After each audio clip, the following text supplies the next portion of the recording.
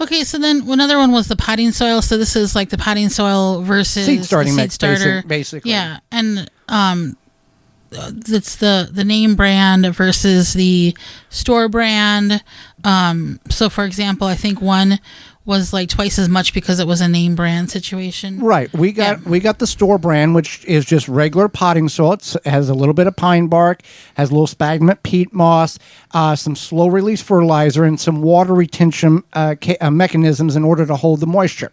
1 cubic foot for $9.99. Now, about 5-6 years ago, it was 2 cubic foot for $11.99. So we all know what has happened here. Then we go in that was in the greenhouse portion because we know where that stuff is. That's the brand. You want to go and search out this stuff for the store brand. We go down to the seed starting aisle, and they have name brand, popular nationwide brand, 1 cubic foot for $25.99. And there is absolutely no more of a difference between what we bought for $9.99 and that bag that was for $25.99, except the name on the bag. Right, and that's a good point. Is that the name brand versus the store brand, and it's the same ingredient, same whatever it may be.